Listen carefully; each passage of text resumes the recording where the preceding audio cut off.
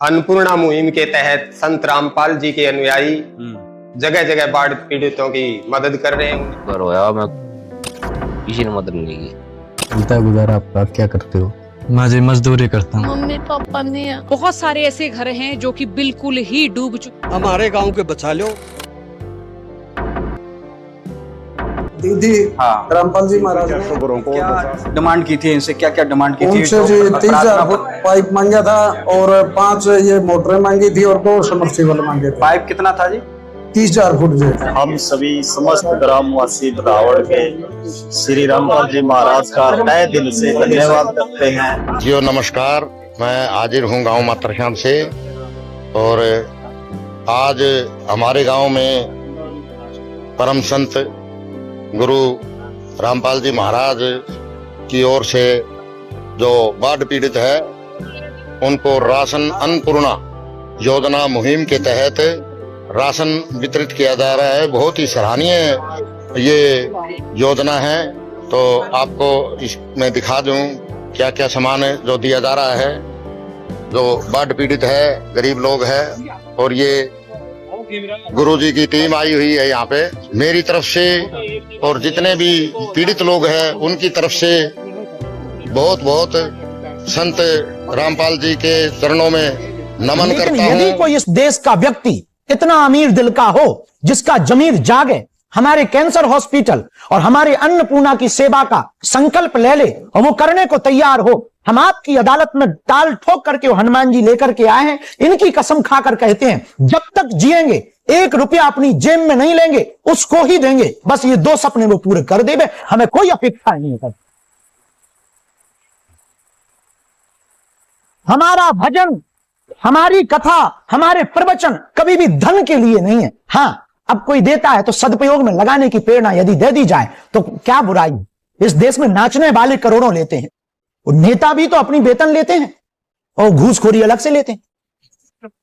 देखो, दूध का धुला कोई नहीं है, लेकिन दक्षिणा लेकर के यदि कोई बेटियों का घर बसाए, दक्षिणा लेकर के भंडारा करवाए, दक्षिणा लेकर के यदि कैंसर हॉस्पिटल बनाए, तो हमें लगता है ये बेहतर कार्य है, इस देश में प्रत्येक व्यक्ति को करना चाहिए। कुछ गरीब परिवारों की दैनिक जीवन और गरीबों की मदद करने वाले महापुरुषों और कुछ भविष्य वक्ताओं की भविष्यवाणी आपको इस वीडियो में देखने को मिलेगा। विद्वान एस्ट्रोलॉजर श्री मनोज कुमार गुप्ता जी ने बताया है कि कल्कि का अवतार हो चुका है, वह सतयुग की शुरुआत कर चुका है। भविष्य में कोई भीख मांगता नजर नहीं आएगा, सबको रोजी रोटी कपड़ा मकान का प्रबंध होगा। ये भविष्यवाणी है जय गुरुदेव महाराज जी मथुरा वाले जी की। संपूर्ण 11वां भाग। ऐसा दाता सत कबीर, सूखी नदी बहावे नीर, भूखे को खिलावे खीर, नंगे को पहनावे चीर। अब बेटा कैसे चलता है गुजारा आपका, आप क्या करते हो? मैं मजदूरी करता हूँ। कितने साल के? मैं 17 साल का। पढ़ाई लिखाई नहीं करते? नहीं, छोड़ दी। कहाँ तक पढ़े हो? 4वीं पास हूँ जी। बस?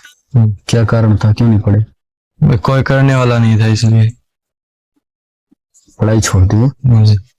अब कैसे, क्या दिक्कत है घर में, अभी क्या दुख है? सभी दुख है जी, मकान गिरने को हो रहा। हाँ, पर ऐसा कितनी बार होता है? आप इतनी छोटी सी उम्र में मजदूरी करते हो, कहाँ करने जाते हो मजदूरी? गांव में जी। मजदूरी मिल जाती है रोज? रोज नहीं जी, कभी कभी नहीं मिलती। अच्छा। एक भाई का दर्द तो आपने सुन लिया, जो अपनी उम्र से बड़ी जिम्मेदारियों के बोझ तले हर दिन पिस रहा है। लेकिन इस बेबसी का एक दूसरा पहलू भी है जो शायद उससे भी ज्यादा खतरनाक है। अब सुनिए एक बहन की कहानी जो अपने भाई को हर दिन टूटते हुए देखती है और अपने छोटे भाई बहनों को भूख से बिलखते हुए।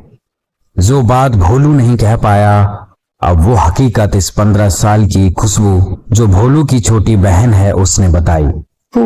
खुशबू कितने साल के हो? 15। 15 के हो? मम्मी पापा नहीं है और घर गिरने वाला टपकता है।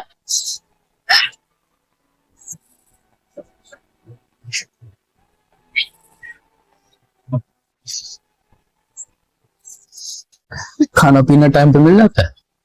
नहीं। अच्छा,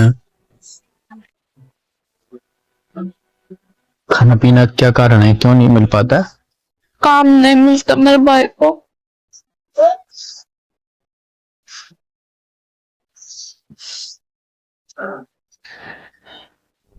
इन बच्चों की दिल की पुकार सीधी उस परमात्मा तक पहुंची, और जब परमात्मा सुनता है तो वो सिर्फ सुनता नहीं, वो इतिहास रच देता है। संत रामपाल जी महाराज तक जैसे ही इन बच्चों के आंसुओं और भोलू की प्रार्थना की खबर पहुंची, वो आदेश दिया, वो हुक्म सुनाया जिसने हर सुनने वाले के होश उड़ा दिए। उन्होंने कहा, मेरे बच्चों का घर बिल्कुल नया बनेगा।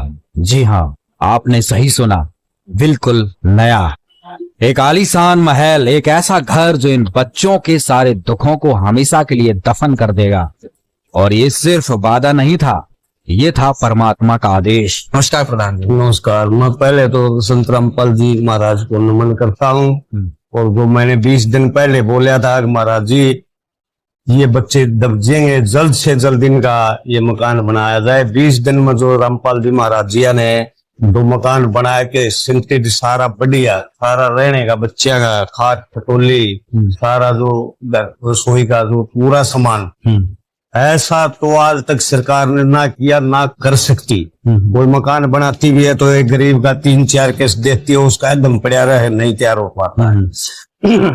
तो जो संत रामपाल जी महाराज ने किया ऐसा कोई नहीं कर सकता। मैं तो बार बार धन्यवाद करता हूँ। मैंने संत रामपाल जियों को रिक्वेस्ट करी थी बार बार, इतना जल्दी कि भाई ये बच्चे दब नहीं पाए। 20 दिन में जो ये मकान तैयार हुआ, एक दिन भी ऐसा नहीं गया बारिश नहीं हुई हो।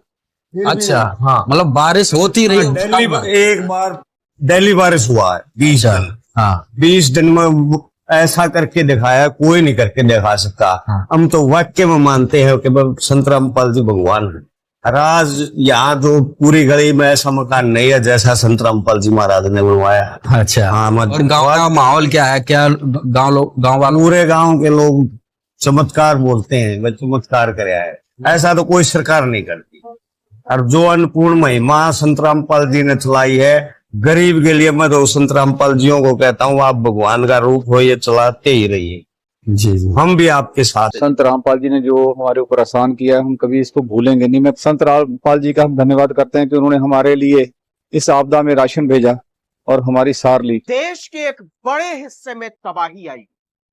हरियाणा, पंजाब, जम्मू कश्मीर, उत्तर प्रदेश, बिहार त्राहिमाम कर रहे हैं, लेकिन सनातन की सेवा के नाम पर अरबों रुपए का साम्राज्य खड़ा करने वाले बाबाओं को कहीं सेवा करते हुए देखा आपने?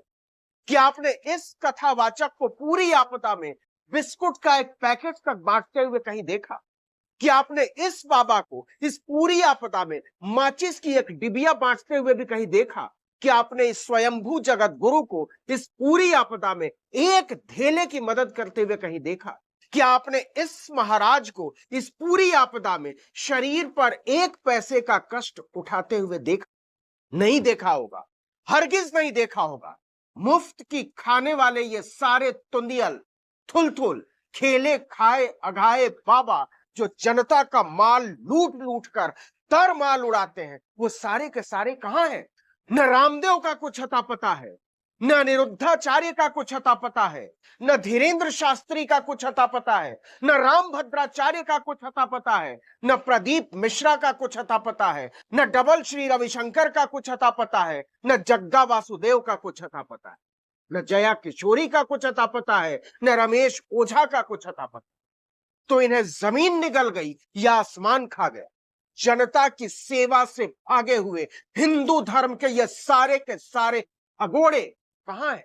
अभी भी समय है। कसम खाओ कि इन बाबाओं, कथावाचकों, पंडों और पुरोहितों पर, इनके विधि विधान पर एक ढेला खर्च नहीं करो।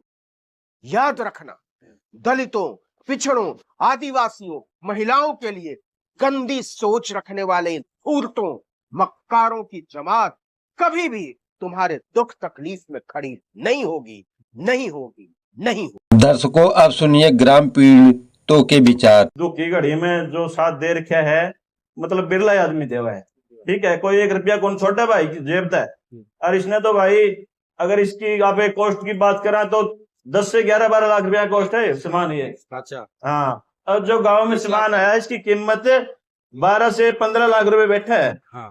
और भाई एक झटकम दे दी।